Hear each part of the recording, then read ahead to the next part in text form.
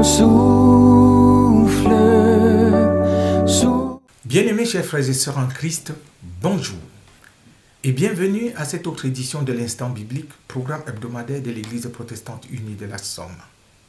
Je suis Patrice et je suis très heureux de partager avec vous aujourd'hui ma lecture de Proverbe 30, les versets 7 à 9. Et je vous en donne lecture. Je te demande deux choses, ne me les refuse pas avant que je meure. Éloigne de moi la fausseté et la parole mensongère. Ne me donne ni pauvreté ni richesse. Accorde-moi le pain qui m'est nécessaire, de peur que dans l'abondance, je ne te renie et ne dise qui est l'Éternel, ou que dans la pauvreté, je me dérobe et ne m'attaque au nom de mon Dieu. Je suis convaincu que ce passage, beaucoup parmi vous le connaissent. On l'a parfois attribué à Salomon, mais dans la Bible, ici, dans le titre qu'on peut avoir, il est attribué plutôt à Agur ou à Agur. Ces paroles de sagesse, j'allais dire pleines de sagesse, nous interpellent à plus d'un titre. C'est d'abord une prière. Une prière, bien entendu, adressée au Seigneur. Il demande deux choses. Et d'emblée, l'auteur de cette prière dit « Je ne voudrais pas que tu me les refuses ». Donc, il va dans un élan de prière « Je te demande deux choses, ne me les refuse pas avant que je meure ». Donc, c'est des choses qu'il aimerait avoir de son vivant. Il précise quand même le cadre. On croit que cette précision, il demande, il supplie que cela ne lui soit pas refusé de son vivant. Il voudrait pouvoir les connaître avant de quitter ce bas monde. Alors, qu'est-ce qu'il demande?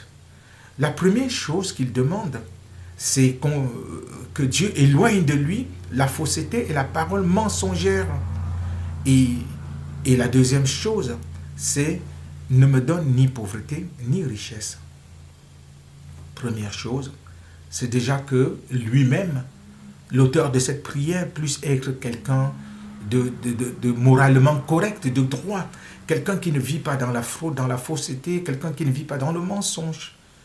Et puis, il passe aux choses matérielles. Donc, il y a une double dimension. La première dimension, qu'on peut dire morale ou encore mieux spirituelle, c'est que son cœur, en quelque sorte, soit conforme au cœur de quelqu'un qui est croyant, de quelqu'un qui se réclame de Dieu. Et deuxièmement, c'est l'aspect matériel. Il ne veut pas la pauvreté, il ne veut pas non plus être riche. Parce que selon lui, il a besoin juste du nécessaire pour vivre. Il a juste besoin de ce qui lui suffirait à assumer ses besoins, à combler ses besoins. Il ne veut pas non plus être dans l'abondance. Parce qu'avec l'abondance, il peut renier Dieu. Et c'est là aussi le côté pervers, n'est-ce pas, de la richesse. Quand on est riche, on peut se croire tout puissant, on peut se croire pouvoir tout acheter, tout posséder, acheter même les êtres humains, acheter même Dieu. Ouais. Il y en a qui font des dons en croyant que par leurs dons, ils peuvent acheter soit le silence ou la complicité de Dieu. Ça ne marche malheureusement pas comme ça. Oui, la pauvreté aussi peut plonger quelqu'un dans un état de reniement aussi de Dieu. Parce que quand on est pauvre, on peut vouloir se donner les moyens pour sortir de cette pauvreté. Par exemple, voler, dérober, comme il utilise l'expression ici. Alors, en dérobant aussi, là, il s'attaque, n'est-ce pas, au nom de Dieu. Parce qu'un chrétien qui dérobe, un croyant qui dérobe, qui vole ou qui détourne, alors là, on s'attaque directement à Dieu. On va dire, mais voilà, il s'appelle chrétien, il se fait appeler chrétien, mais il dérobe. Sœurs et frères, ce petit passage m'interpelle, et je crois aussi nous interpelle à la prière. Comment est-ce que nous nous comportons dans la prière? Qu'est-ce que nous demandons à Dieu dans nos prières? Cette prière est toute simple et j'allais dire une prière, je ne peux pas dire efficace parce que je ne sais pas l'issue de cette prière, qu'est-ce qu'elle est devenue, comment Dieu a-t-il exaucé cette prière. Mais je vois en elle une prière pleine de sagesse, pleine d'humilité et pleine de réalisme, sachant que le Seigneur nous écoute. Il nous écoute et il nous exauce selon sa volonté. Alors, quel que soit ce que nous avons sur le cœur, approchons-nous de Dieu et parlons avec lui et posons-lui le plus simplement possible comme un enfant parlerait à son Père. Déposons devant lui notre requête, faisons-lui confiance et il agira. Je nous invite à la prière. Dieu notre Père, merci parce que dans ta parole, la Bible, par des mots simples, tu nous montres qu'on peut prier, on peut te parler, on peut parler avec toi et on peut aussi s'attendre à toi. Merci Seigneur pour tout ce que tu nous donnes comme richesse dans la parole, même comme nous n'avons pas l'habitude de trop la lire. Et Seigneur, apprends-nous à découvrir ta volonté pour nous dans la parole que tu nous as communiquée et que tu nous communiques encore chaque jour. Béni sois-tu au nom de Jésus. Amen.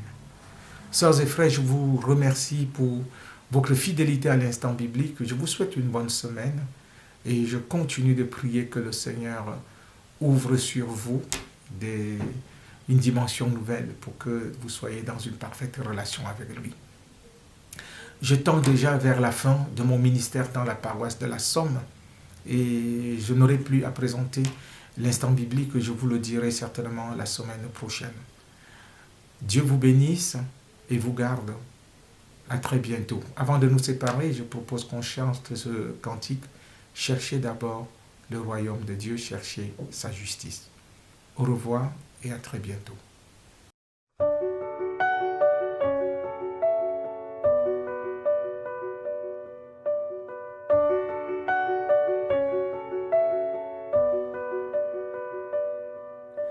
Cherchez d'abord le royaume de Dieu et sa justice, et toutes choses vous seront données en plus. Alléluia, alléluia.